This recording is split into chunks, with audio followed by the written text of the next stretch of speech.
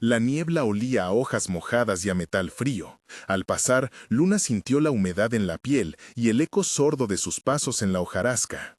Caminaba encogida, con la capa pegada al cuerpo y los ojos acostumbrados a sombra y a secretos.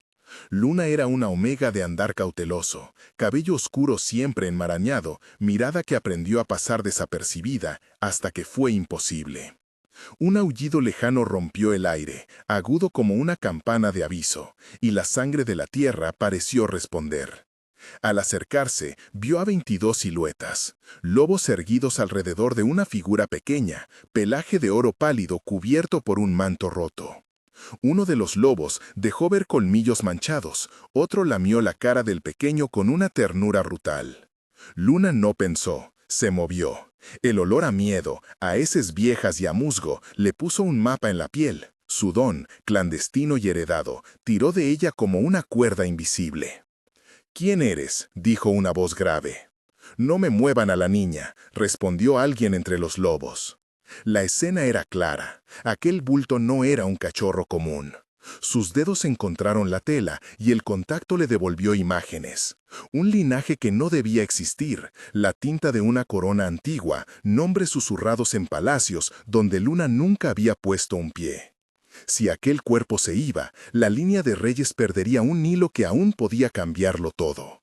Luna sintió la promesa. Salvarlo costaría algo que no estaba dispuesta a contar. Miedo y culpa llenaron su pecho. Si se entregaba, la luna marcaría su piel de otra manera. Si callaba, la política devoraría a un heredero. «Voy a llevarlo», dijo ella, con voz que no pidió permiso. «¿Y por qué deberíamos confiar?», gruñó Ivar, el líder de los Rogues, dientes relucientes. «Porque tengo algo que ustedes no tienen», replicó Luna, y su mano se iluminó un instante con un hilo de luz que algunos jurarían no haber visto en siglos. Esa luz atrajo a la manada, y también una sombra lejana. El aullido que buscaba prender un hilo de memoria en otro lugar. «Redención», susurró el viento. «Inscríbete si te gustan los relatos donde la lealtad y lo prohibido se mezclan con mitos antiguos». La noche siguiente fue un incidente de sangre y decisiones. Ivar y 5 de los suyos intentaron retenerla. «No sueltes a la princesa», ordenó Marcos, capitán de la guardia que había cambiado de lado más veces de las que Luna podía contar. «Ella no es princesa», dijo Helena, la healer del bosque, con manos temblorosas al verlo respirar.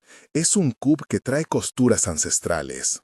Luna negó con la cabeza. «Mi sangre se reconoce», dijo el pequeño Arel con voz quebrada y ojos demasiado sabios para su edad.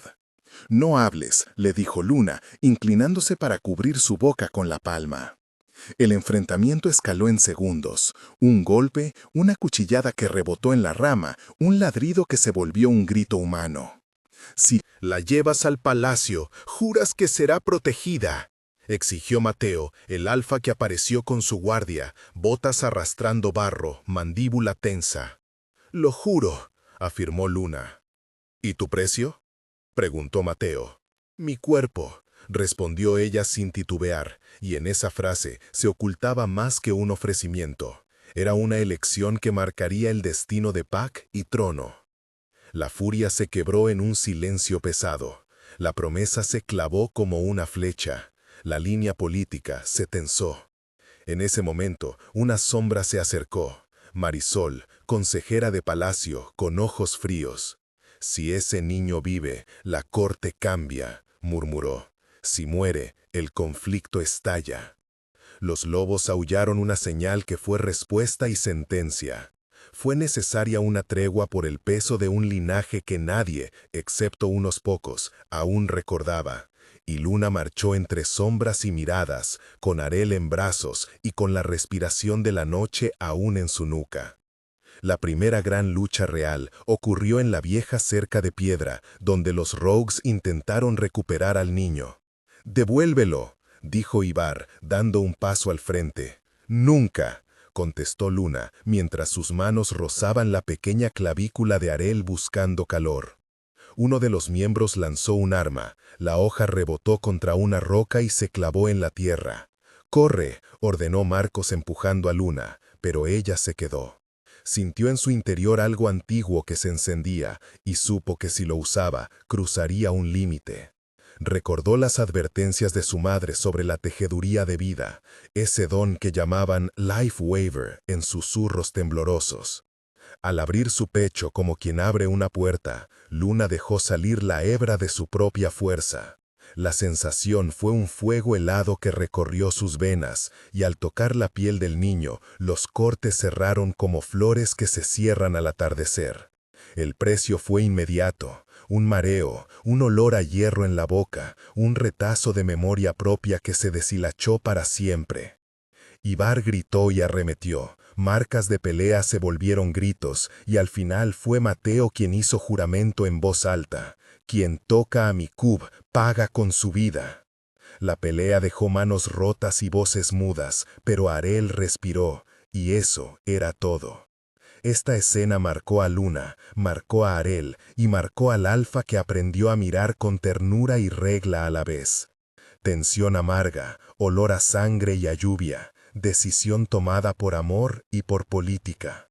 Después del derramamiento, llegó la llegada de aliados que cambiaron la balanza. Mateo, alfa de la Casa del Norte, puso su sombra sobre Luna y Arel. «Traed la curia», ordenó. Helena preparó ungüentos y Dario, el anciano de la PAC, trajo pergaminos que hablaban de linajes olvidados. «Este niño no es un accidente», dijo Marisol en voz baja a Mateo. «Entonces la protegeremos», replicó Mateo, con esa mezcla de mando y un pulso que delataba su vulnerabilidad. En la sala donde la luna parecía entrar por todas las ventanas, Mateo examinó el rostro de Luna. Había cansancio y una resolución que le resultó extrañamente familiar. «¿Aceptas ser mate si el Bond lo pide?», preguntó él en un momento que olía a destino. «No busco un nombre que me ate», contestó Luna. «Busco un lugar donde no me arrojen como despojo». Helena tomó la mano de Luna y murmuró palabras de cuidado. «Si el Bond se revela, serás vista por todos», advirtió Dario. «Y eso puede salvar o condenar». Fue la primera vez que la política y la ternura se sentaron a la misma mesa. El viaje hacia el palacio fue una procesión tensa. Marcos organizó la escolta. Osa, aprendiz de healer, llevaba frascos y vendas en un saco gastado. «No quiero perder a mi hermana», dijo Osa a Helena en voz baja. «Ella no es tu hermana», corrigió Helena, «pero ahora su vida depende de nuestras manos». En el trayecto, Luna se sentó junto a Arel y le cantó viejas nanas que le llegaban en sueños. «¿Duelen las coronas?», preguntó el niño con boca pequeña. «Duelen las expectativas», respondió Luna, y en esa respuesta hubo una promesa de protección que no exigiría sumisión. Llegaron al palacio bajo una guardia que no olvidaría la imagen de la Omega que llegó con un heredero inmaculado. La corte observó, con Reina Isolda en la ventana y la guardia real murmurando datos. «La tradición dice que una tejedora no puede reclamar Bond», dijo Marisol ante la sala. «Tal vez esa tradición debe cambiar», replicó Mateo. Las caras se tornaron máscaras. La política se volvió un tablero donde cada pieza tenía dientes. Los primeros cuidados en el palacio permitieron que el vínculo empezara a formarse. Helena enseñó a Luna a sostener el pulso del niño, a medir la respiración con el tacto, a usar ungüentos hechos de corteza y luna. «Siente su latido», dijo Helena. «Es un pequeño tambor que anuncia revoluciones». Luna aprendió a buscar la cuerda del Bond, el contacto que reconocía como destino o coincidencia. Arel comenzó a sonreír a la luz de las antorchas, y cada sonrisa desarmaba una sombra en el palacio. Conversaciones íntimas entre Mateo y Luna se volvieron más frecuentes. «¿Temes al Bond?», preguntó Mateo una madrugada, cuando la lluvia lavaba la piedra. «Temo perder a quien soy», confesó Luna. «Si me convierto en mate de alguien, ¿seré solo un título?». «No», respondió Mateo, tocando la frente de Arel con cuidado. «Serás parte de la casa y parte de mi manada». Hubo gestos que no se pudieron programar. Mateo trayendo té, Marcos dejando una espada fuera del cuarto, Marisol observando con un interés que no era solo protocolo. Era necesario un backstory para entender por qué Luna arriesgaba todo. Infancia. Luna nació en la franja agreste que separa el bosque del valle, hija de una curandera que le enseñó los nombres de todas las hierbas, y de un padre que huyó por temor a la luna. Creció entre fogones y canciones, escuchando cuentos de tejedores que podían coser vida y muerte con hilos de sangre. Formación. A los 12 años, una plaga mató a su madre y Luna aprendió por necesidad. Vendía cataplasmas, escuchaba confesiones y curaba animales con manos que no siempre le pertenecían. Pérdida. La acusaron de bruja cuando usó su don para salvar a un cachorro noble, y la quemaron en rumores. Tuvo que dejar su hogar y vagar. Presente. Llegó a ser una omega de mirada baja hasta que la necesidad la hizo mirar en alto, y allí encontró la oportunidad de cambiar no solo su destino, sino el de un trono. Esa historia la convirtió en alguien que conocía el precio del silencio y el valor de la acción. Mientras Luna se recuperaba, la corte enfrentó reacciones. Algunos, como Sirena, dama de la sala, aplaudían la inclusión de una curandera que había salvado a la princesa. Otros, como Dario, desconfiaban por la ausencia de linaje noble.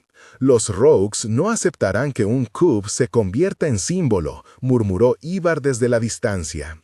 Marisol inició investigaciones discretas para confirmar la sangre de Arel, pidiendo a la bibliotecaria Ada que buscara registros de coronas antiguas. Ada encontró un sello que coincidía con la marca en la muñeca del niño. «Es la marca de la casa que antiguamente se llamaba Alba de Plata», dijo Ada mientras pasaba páginas con dedos manchados de polvo. «Entonces no es solo una historia para dormir», comentó Mateo, y su voz retumbó en la sala. Las conversaciones se volvieron cuchillos y velas simultáneamente. 3 momentos de tensión se expandieron hasta hacerse casi ritual. El primero fue la inspección pública donde la guardia entonó antiguas fórmulas para probar la sangre del heredero. Allí, frente a la corte, Luna sintió cómo la sombra de la tradición intentaba arrancar la verdad de las palabras y casi se fue de su centro. El segundo fue una noche en que Rogues enviaron un mensaje con un diente clavado en la puerta del palacio, recordando que la violencia nunca está lejos. Luna leyó el diente con las manos temblorosas y vio en la carne una amenaza que se volvió promesa rota. El tercero fue la ceremonia privada donde se insinuó el bond. Luna y Mateo tuvieron que enfrentar la elección sin juramentos públicos, y en ese cuarto pequeño sus respiraciones se convirtieron en votos. Cada uno de esos momentos dejó marcas, voces que no volverían a ser iguales, miradas que aprendieron a medir el riesgo y manos que no soltaron la decisión tomada. La enseñanza del don fue un proceso técnico que Elena explicó con precisión y ternura. La tejeduría de vida requiere un hilo, una intención y un precio, dijo ella. El ritual básico consistía en limpiar con agua de luna la herida, colocar finas hebras de plata en el borde de la carne, tararear un verso antiguo y ceder un poco de energía vital durante el acto. En lenguaje comprensible, Elena detalló cómo medir la pérdida para no desvanecerse, sostener la mirada del receptor y no permitir que la hebra atraviese la garganta del donante. Fueron procedimientos simples en teoría y devastadores en la práctica. Su explicación, de 320 caracteres, sonó como un manual que nadie quisiera memorizar hasta que la necesidad apremiara. Luna practicó con Osa y con Elena, primero en muñecos y luego con hojas, hasta que la sensación de coser vida se volvió un hilo que podía sostener sin perderse. El entrenamiento de control fue duro. Mateo aprendió a contener sus impulsos cuando el bond insinuó a su favor. «Si te conviertes en mate, será por elección», dijo él una tarde. «No quisiera que fuese por miedo», replicó Luna. «No será por miedo», respondió Mateo. Hubo sesiones de confianza con Elena, juegos con Arel que parecían simples y no lo eran, conversaciones largas con Marisol sobre leyes y con Ada sobre archivos. Sirena ayudó a Arel a aprender a sonreír para la corte, mientras Marcos enseñaba a los guardias nuevas rutas de patrulla para evitar emboscadas.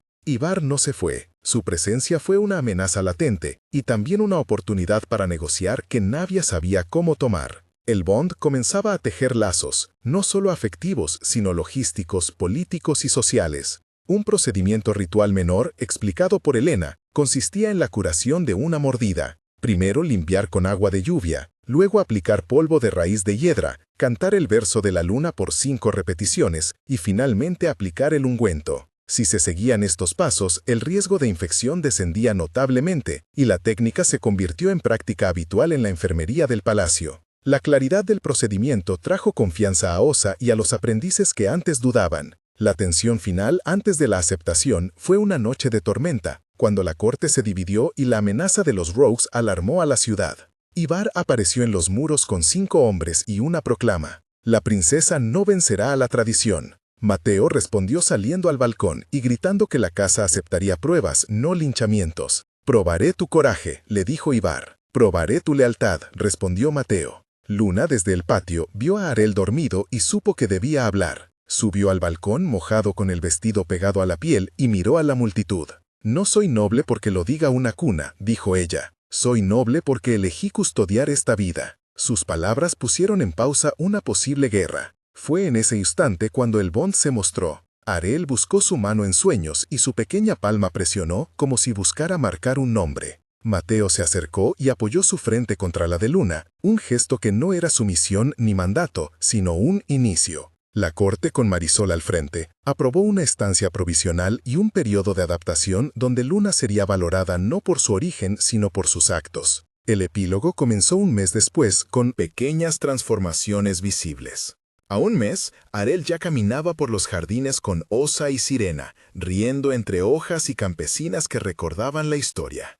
Elena organizó una guardia de curanderos que visitaba barrios, y Marisol redactó una propuesta para reconocer nuevos lazos en la Casa Real.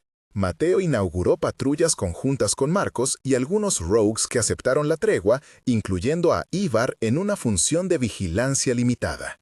Luna pasó de ser invisible a ser figura central en la enfermería del palacio, dando consulta a madres, enseñando a Osa y enseñándose a sí misma a recibir gestos de cariño. La ciudad habló, la corte debatió, pero la niña llamada Arel sonrió y cambió la retórica.